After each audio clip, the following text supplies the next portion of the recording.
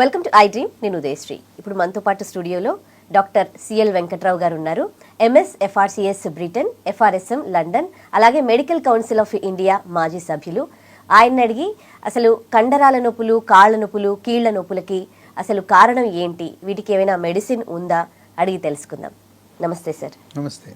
So ఇవి కూడా చాలా చాలా కామన్ ప్రాబ్లం. కాళ్ళ నొప్పులు, కీళ్ళ నొప్పులు, కండరాల నొప్పులు. ఒకప్పుడు 30-40 క్రాస్ అయినాక ఆ వాళ్ళకి కొంచెం మోకాళ్ళ నొప్పులు, గుజ్జు కరగడం అలాంటివి చూసేవాళ్ళం. కానీ ఇప్పుడు అట్లా ఏం లేదు. అన్ని ఏజ్ ఆఫ్ గ్రూప్ పీపుల్లో పెయిన్స్ వస్తూ ఉన్నాయి. సో దీనికి ఎట్లాంటి కాజెస్ చెప్తారు మీరు? ఒకప్పుడు వృద్ధాప్యంలో వచ్చే సమస్యలు, కాళ్ళ నొప్పులు, కీళ్ళ నొప్పులు, కండరాల నొప్పులు, ఏళ్ళు కాళ్ళు కొంకలు పోవడం అవన్నీ ఉండేవి.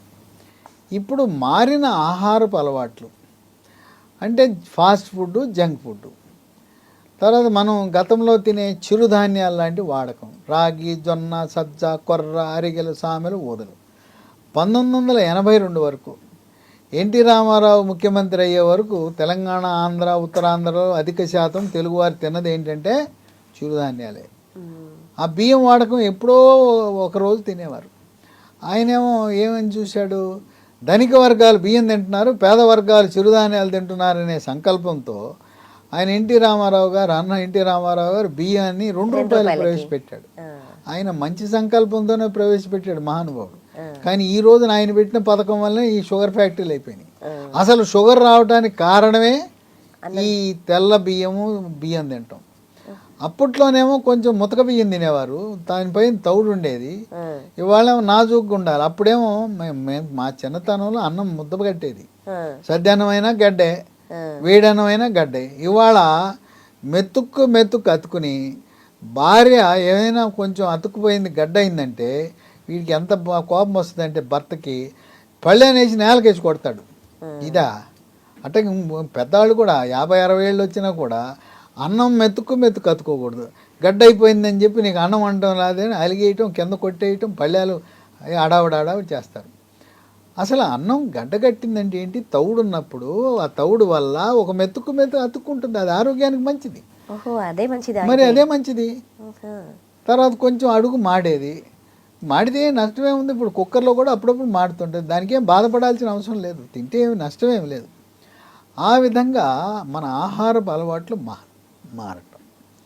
సరే, ఆయన మంచి సంకల్పంతో బియ్యం ప్రవేశపెట్టాడు. ఆ బియ్యం తినటం వల్లే వాళ్ళ షుగర్ వస్తుంది. షుగర్ని కంట్రోల్ చేయాలని ఎందుకు చెప్పండి? పొద్దున ఒక ట్యాబ్లెట్, రాత్రి ఒక ట్యాబ్లెట్, షుగర్ కంట్రోల్ కాక మళ్ళీ ఇన్సులిన్ పుచ్చుకోవటం ఎందుకు? దాని బదులు అసలు షుగర్ అని బయటపడగానే మనం అన్నము, గోధుమలు రెండింటిని మానేయాలి. ఉత్తరాదిన గోధుమలు, దక్షిణాదిన అన్నం మన పాలిట శాపం అయిపోయింది. అన్నం పరబ్రహ్మ స్వరూపాలు పోయింది. ఇవాళ అన్నం వల్లనే మనం ఈ జబ్బులన్నీ తెచ్చుకుంటున్నాం. షుగరు, బీపీ, చోలకాయము, హార్ట్ అటాక్లు, కొలెస్ట్రాల్, బ్యాడ్ కొలెస్ట్రాల్ అన్నీ దానివల్లనే. అవి మానేసి చిరుధాన్యాలు వాడటం ప్రారంభిస్తే అసలు షుగర్కి ట్యాబ్లెట్లే అవసరం లేదు. కనుక అలవాట్లు మనకు కొంతవరకు కారణమైంది. దీంతోపాటు కల్తీలు, ఆహారపు కల్తీలు, ఏది చూసినా రసాయనాలతో కూడిన వస్తువులే. ఇప్పుడు మనకి స్వీట్ షాప్ ఉంటుంది, దాంట్లో రంగులు ఎందుకు చెప్పండి? ఏ రంగు లేకపోతే తినలేమా? దాంట్లో రంగులు వేస్తున్నారు. మళ్ళీ దానికి సిల్వర్ ఫాయిల్ దాన్ని అంటిస్తున్నారు. సిల్వర్ దంటం ఏంటి? దానివల్ల మనకు నష్టం కదా.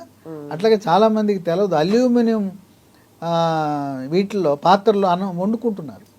అల్యూమినియం పాత్రలు వాడటం వల్ల అల్యూమినియం దాంట్లో కరిగి వస్తుంది.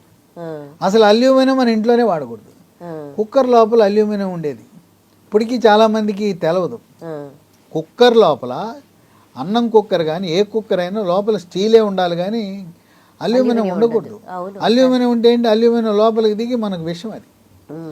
దానివల్ల కూడా ఇటువంటి దుష్పరిణామాలు, ఎముక బలహీనత, నొప్పులు, కండరాల నొప్పులు, కాళ్ళ నొప్పులు, కీళ్ళ నొప్పులు. కనుక మన ఆహారపు అలవాట్లు మారటము, కల్తీ యుగము, ఈ కారణాల వల్ల ఇవన్నీ కూడా చిన్న వయసులోనే ప్రభావం చూపిస్తా ఉంది. తర్వాత ఇప్పుడు వృద్ధాప్యం వచ్చిన తర్వాత స్త్రీలకు ఒక రకంగా నెలసరి వచ్చినప్పుడేమో నెలసరి వచ్చింది ఒక 4-5 రోజులు ఇబ్బంది, నెలసరి ఆగిపోయిన తర్వాత మళ్ళీ ఇబ్బంది. ఏంటి కానీ స్త్రీ హార్మోన్ల ఉత్పత్తి తగ్గిపోయి అప్పుడు మళ్ళీ ఒక శాపం ఏంటి, చర్మము కళవిహీనం అవటం, చర్మం పొడిగా అవటం, తర్వాత తలనొప్పి, మూడ్ ఆఫ్ అయిపోవటం, తర్వాత వీటితో పాటు కాళ్ళ నొప్పులు, కీళ్ళ నొప్పులు, నడుము నొప్పి, కండరాల నొప్పి, ఈ అరిచేతులు, అరికాళ్ళు మంటలు ఉండటం, ఒంటి మీద సెగలు, పొగలు, ఇవన్నీ కూడా స్త్రీ హార్మోన్ లోపం. దీన్ని పోస్ట్ మెనోపాజల్ సిండ్రోమ్ అంటారు. ఇది గైనకాలజిస్ట్ దగ్గరికి వెళ్తే ఆమె ఏం చెప్తుందంటే హార్మోన్ ట్యాబ్లెట్లు ఇచ్చి హార్మోన్ రీప్లేస్ ట్రీట్మెంట్ అని, హెచ్ఆర్టీ అని ట్రీట్మెంట్ ఇస్తారు. దానికి ప్రమారిన్ లాంటి మందులు ఇస్తారు. అవి అవసరం లేదు, మళ్ళీ వాటికి సైడ్ ఎఫెక్ట్స్. ఈ స్త్రీ హార్మోన్లు వాడితే కాళ్ళల్లో వ్యారికోజ్ వీన్స్ వస్తాయి, కాళ్ళు ఉబ్బుతాయి, తర్వాత రక్తము, అవి మనం పల్చగా రక్తం ఉంటే బాగుంటుంది, ఆరోగ్యంగా ఉంటాం. రక్తం చిక్కబడిపోద్ది హార్మోన్లు ఇస్తే. తలనొప్పి వస్తుంది, వాంతులు, వికారము, హార్ట్ అటాక్, పీపీలు, ఇన్ని అనర్థాలు ఉన్నాయి. హార్మోన్లు వాడటం వల్ల అనేక రకమైన అనర్థాలు ఉంటే వీటికి మందులు ఎందుకు? మందులు లేకుండా చక్కటి చిట్కా వైద్యం ఏంటంటే పోస్ట్ మెనోపాజల్ సిండ్రోమ్కి సోయా చిక్కుళ్ళు. సోయా చిక్కుళ్ళు మీ హార్మోన్ మందులతో సమవుజ్జిగా ప్రమారిన్ లాగా పనిచేసి తీరుతాయి. ఎలా వాడాలి సోయా చిక్కుళ్ళు? కూర వండుకోవచ్చు, అట్లాగే సోయా పిండిని పుల్కా రూపాన్ని చేసి పుల్కాలు తినచ్చు. సోయా చిక్కుళ్ళని నానబెట్టి మిక్సీలో వేసి పాలు తయారు చేసి పాలు కాసి దాంట్లో చిటికెడు పసుపు, చిటికెడు మిరియాల పొడి, తాటి బెల్లము, అది కూడా కోయంబత్తూరు తాటి బెల్లం వేసి కొంచెం చిటికెడు దాల్చిన చెక్క పొడి కూడా వేసి తాగితే దాంట్లో సోయా చిక్కుళ్ళలో సహజ సిద్ధమైన స్త్రీ హార్మోన్లు, ఈస్ట్రోజన్లు ఉన్నాయి. ఇది చాలా ఎవరైనా డాక్టర్లు చెప్తారా? ఎప్పుడైనా అక్కడ చెప్పిన దాఖలాలు ఉన్నాయా? వాళ్ళు ఎలాగానే రాసేయి మందుల షాప్ వాళ్ళని బతికియాలా, మందుల కంపెనీ వాళ్ళని బతికియాలా, మెడికల్ మాఫియా, ఫార్మా మాఫియా. నువ్వు సోయా చిక్కుళ్ళు తినమని చెప్తే నీ దగ్గరికి ఎందుకు వస్తారు? ఫీజు ఎందుకు కడతారు? ఆ మందులు ఎందుకు కొంటారు? మందుల కంపెనీలు బతికించడానికి డాక్టర్లు. ఆ విధంగా ఇవాళ సోయా చిక్కుళ్ళు తినమనే గైనకాలజిస్టులు, డాక్టర్లు ఎవరైనా ఉన్నారా? మనం మీల్ మేకర్ అని కొనుక్కుంటామా? అసలు మీల్ మేకర్ ఎలా తయారు చేస్తారో ఎంతమందికి తెలుసు? దాంట్లో ఉండేదే సోయా చిక్కుళ్ళు కదా. మీల్ మేకర్ వాడండి, సోయా చిక్కుళ్ళు దాంట్లో తయారు చేసిందే కదా. ఇంకోటి మనం పన్నీర్ అని వాడతాం. పన్నీరు పాల నుంచి చేస్తారు, మాంసకృతులు అధికం ఉంటాయి. సోయా చిక్కుళ్ళ నుంచి తయారు చేసే పన్నీర్ని టోఫు అంటారు, TOFU. ఇది కూడా పన్నీర్ అని అడగండి, టోఫు ఏమంటే ఇస్తారు.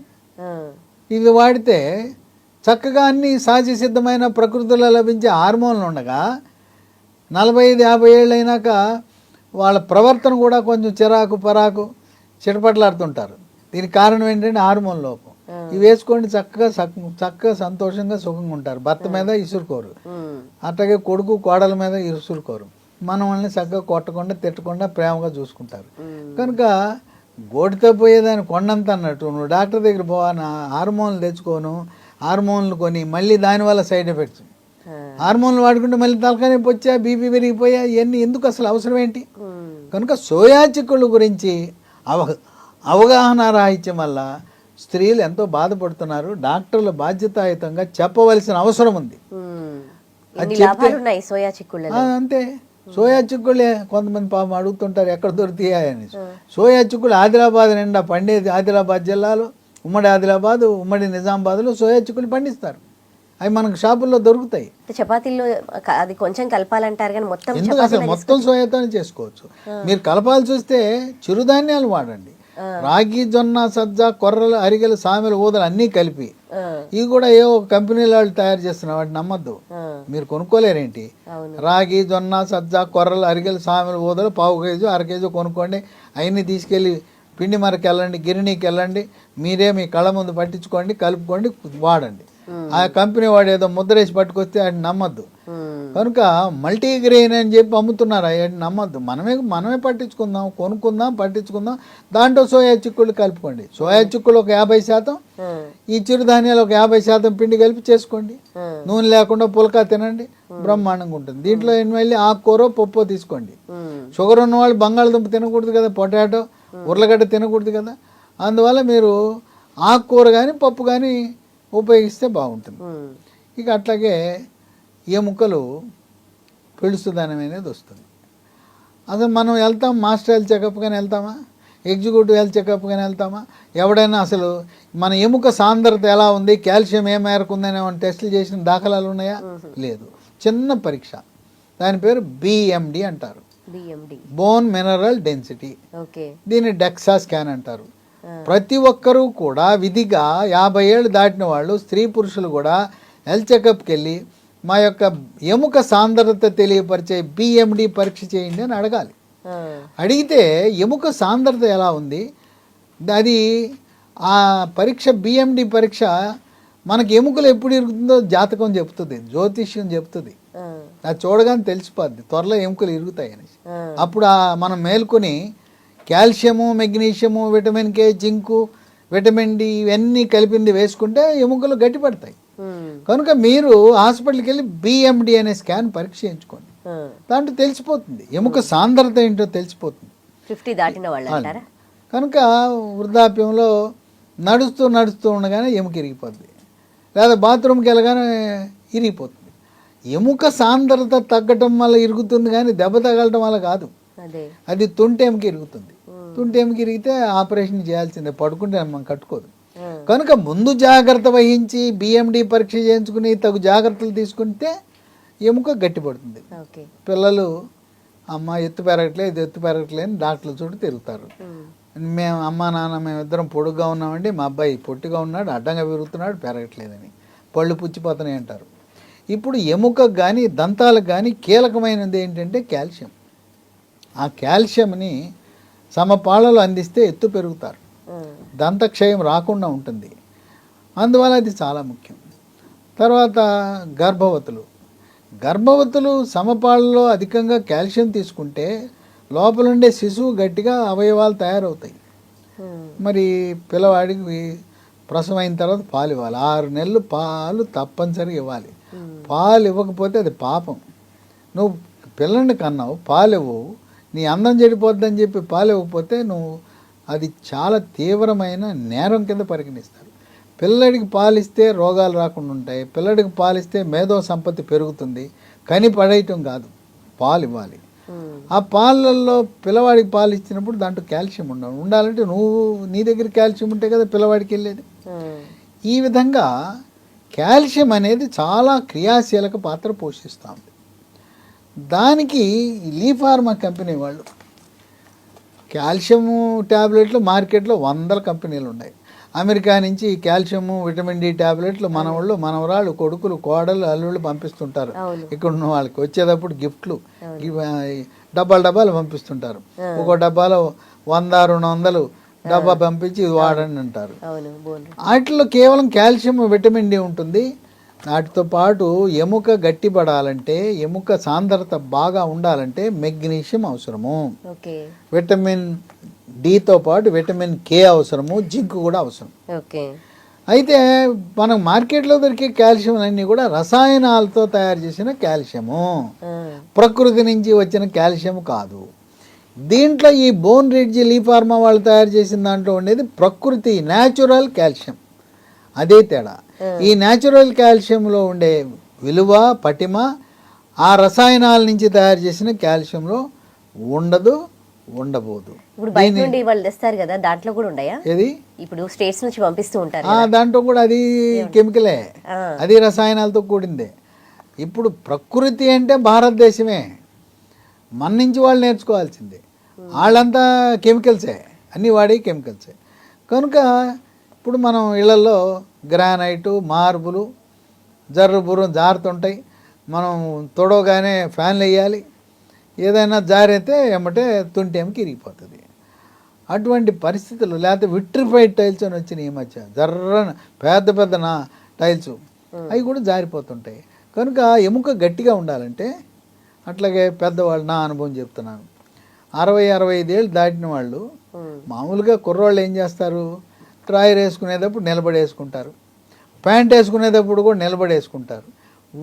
వృద్ధులు కూడా కుర్రతనాన్ని గుర్తుపెట్టుకుని నిలబడేసుకుంటే తప్పుని కింద పడతారు. ఆ ప్యాంట్ వేసుకునేటప్పుడు కాలు చిక్కుకొని కింద పడ్డా తుంటేమికి ఇరిగిపోతుంది. ఈ మధ్యకాలంలో మా బంధువు ఒక ఆయన ప్రొఫెసర్ గారు, ఆయన ఐఐటి ప్రొఫెసరు, 80 ఏళ్ళు, ఎప్పటి నుంచో పుట్టినప్పటి నుంచి నిలబడి డ్రాయర్ వేసుకోవడం, నిలబడి ప్యాంట్ వేసుకోవడం, అదే అలవాటుతో నిలబడి ప్యాంట్ వేసుకున్నాడు, చిక్కుకుంది, కాలు చిక్కుంది, కింద పడ్డాడు, ఎముక ఇరిగిపోయింది, తుంటేమికి ఇరిగిపోయింది, ఆపరేషన్ చేయాల్సి వచ్చింది.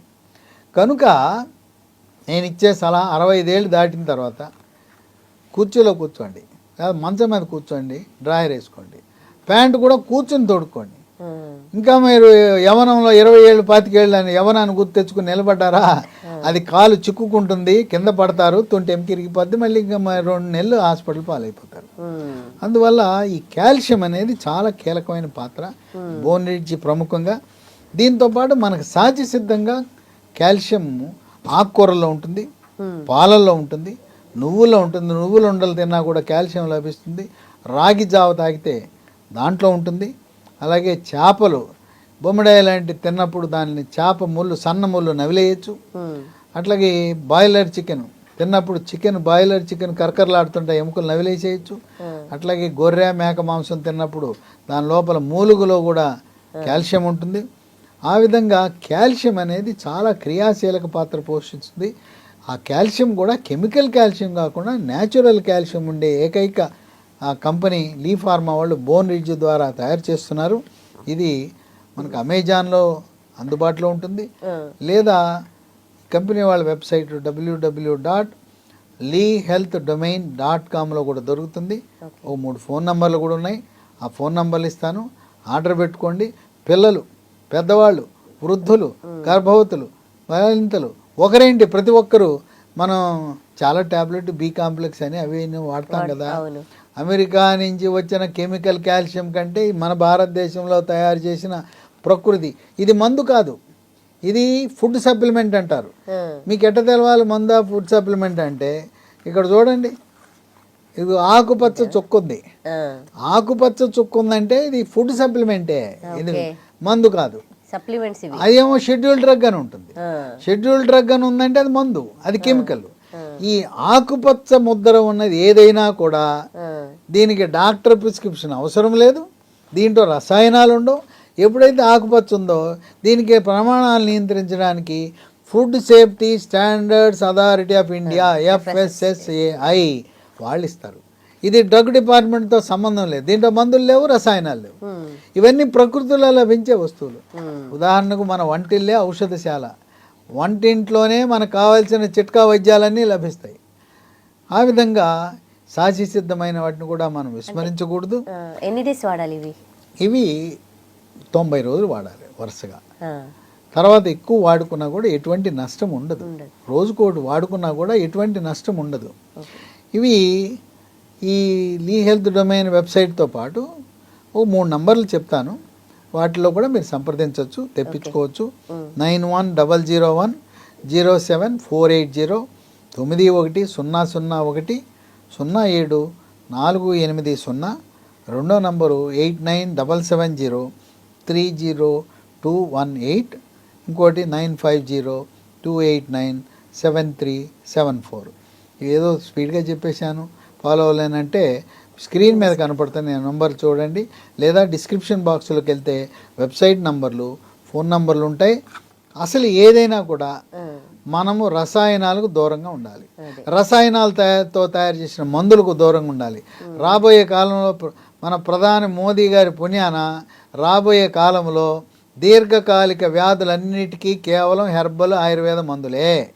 ఎవరు కూడా రసాయనాలతో తయారు చేసిన మందులు వాడరు. అత్యవసర పరిస్థితికి ఆపరేషన్ చేసిన తర్వాత మాత్రమే అలోపతి మందులు వాడండి. దీర్ఘకాలిక వ్యాధులకు రాబోయే కాలంలో, రాబోయే యుగంలో కేవలం ఆయుర్వేద, హెర్బలు, న్యాచురోపతితోనే మనం పరిష్కరించుకోవచ్చు.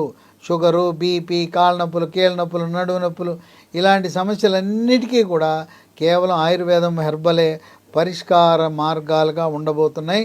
కనుక దీంట్లో ఉన్న ప్రకృతిలో లభించే న్యాచురల్ కాల్షియం వల్ల మనకెంతో మేలు జరుగుతుంది. రసాయనాలకు దూరంగా ఉందాం. దీంట్లో రసాయనాలు లేవు. ప్యాకింగ్లో కానీ నిల్వ ఉంచడానికి కానీ ఏ రకమైన రసాయనాలు వాడకుండా తయారు చేసిన ఇది product.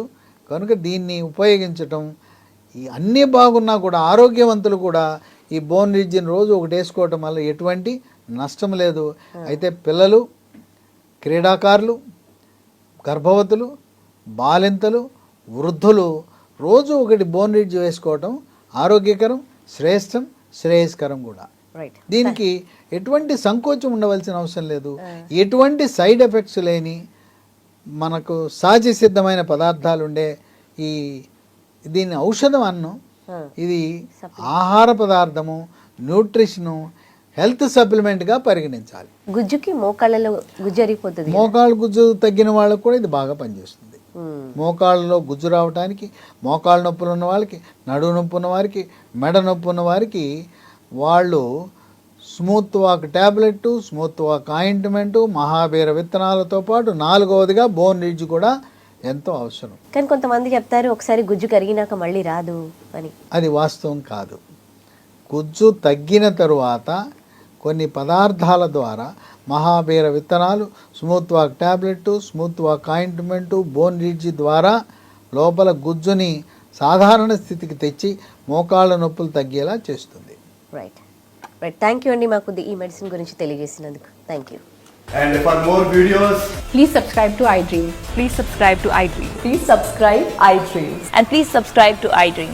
For more videos, subscribe to iDream. please like, share and subscribe to the channel. Congratulations, iDream. Subscribe to iDream. Subscribe to iDream. So subscribe to iDream Media. iDream ki iDream team andarki huge congratulations. Please subscribe iDream Media. Please subscribe to iDream. Subscribe iDream. Please subscribe to iDream. iDream అంటే నా కళల channel subscribe చేసుకున్న నోరు తిరుగుతలేదు. మీరైతే గంట గుర్తు కొట్టండి. For more such videos, please subscribe to iDream. Subscribe to iDream. Please subscribe to iDream. Please subscribe iDream Media. Please do subscribe to iDream. Please subscribe to iDream Media. For best entertainment and information, please subscribe iDream. And don't forget to subscribe to iDream.